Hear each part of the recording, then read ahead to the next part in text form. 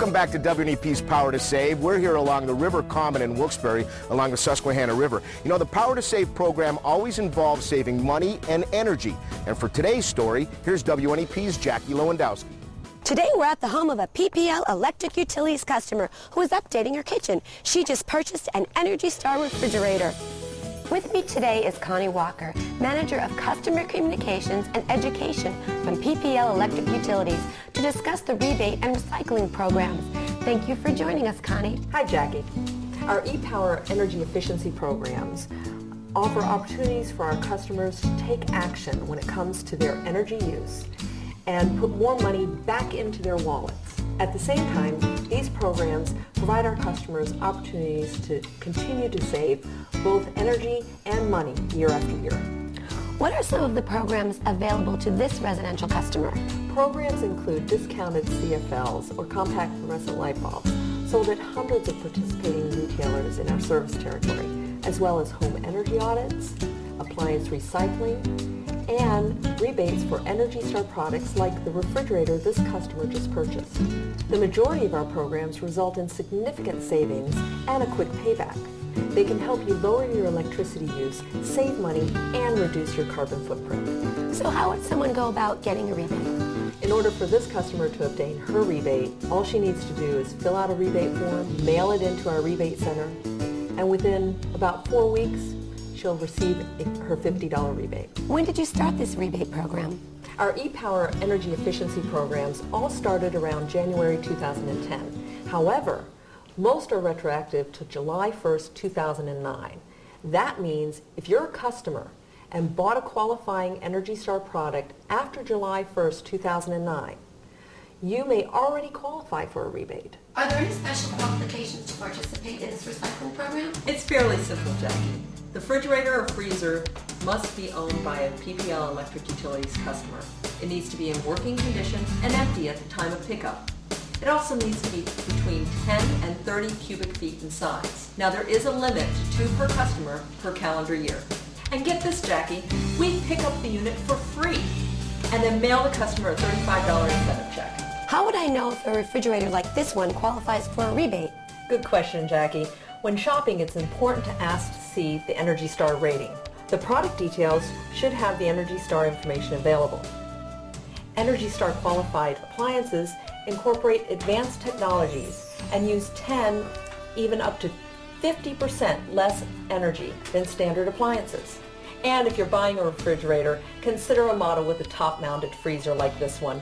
They use 10 to 25% less energy than bottom-mount or side-by-side models. So the old refrigerator needs to be recycled.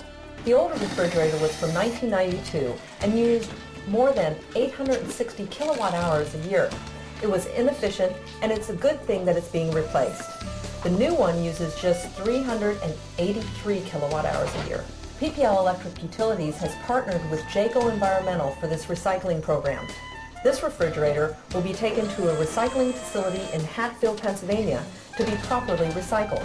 We're also working with a few large retailers, so if you purchase a new refrigerator and they deliver it, they'll take away the old one and deliver it to our recycling facility at the same time.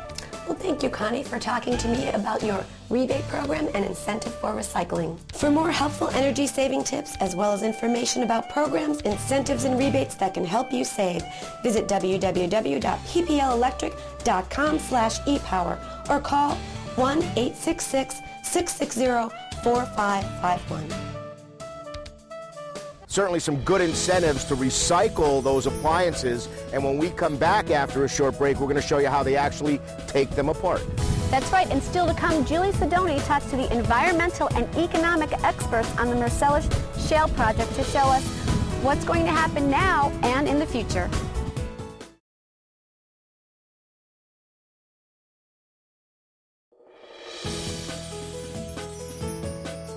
Welcome back to WNEP TV's Power to Save program.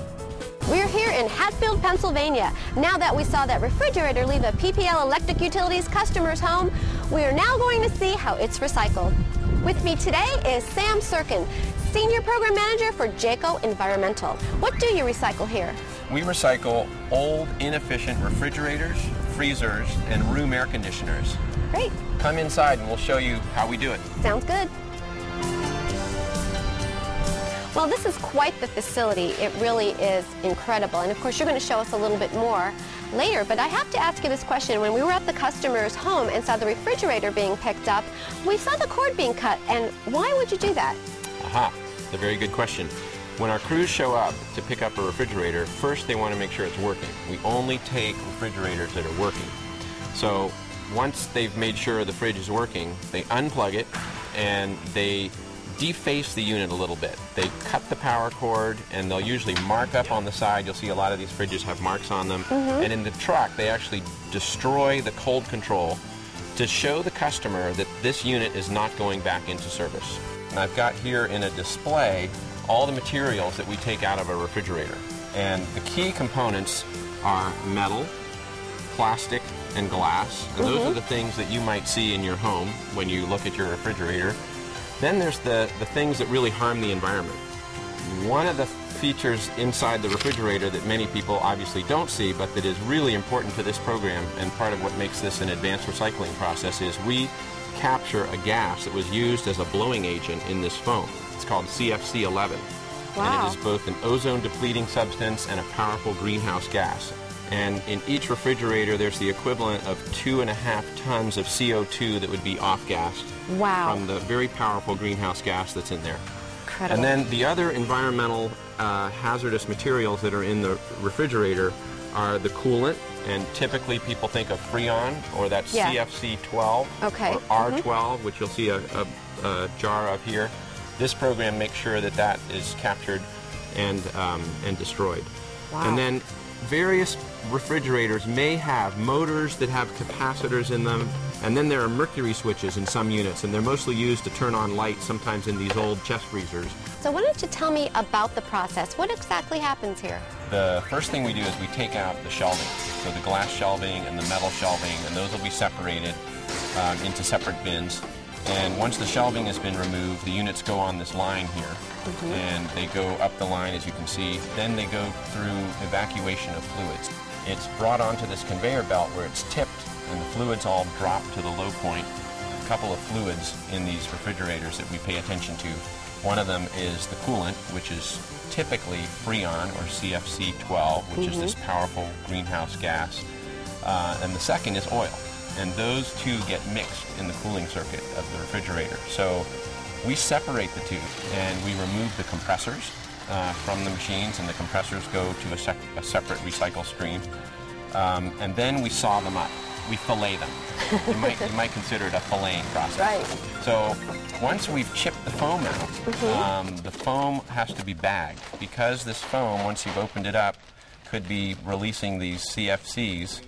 What we do is we put them in bags, and there's a bag for each refrigerator, and there's about 10 pounds of foam in each refrigerator, and of that 10 pounds, 1 pound is gas. Those bags are then taken to a high-temperature incineration process, and in that process the CFC is broken down. Then the shell of the refrigerator is sent to the scrap metal yard, and then we're done. And that's 95% of the material in the refrigerator is sent into recycle streams. The plastics, for example, might end up as part of your cell phone or a computer. The metals could end up coming back as a refrigerator, another appliance, or rebar or something like that. So Jackie, when we're finished recycling in there, the only materials that go to a landfill now are a little fiberglass insulation and this rubber gasket. That's it. That's it. That's amazing. Thank you, Sam, for explaining the recycling program and process. This program has shown us that recycling your old fridge is good for the environment, can help you save energy, and save money. If you have an old fridge or freezer in your garage, or are getting a new Energy Star fridge for your home, recycle that old one. For more information about this program, visit www.pplelectric.com/ePower or call 1-877-270-3522.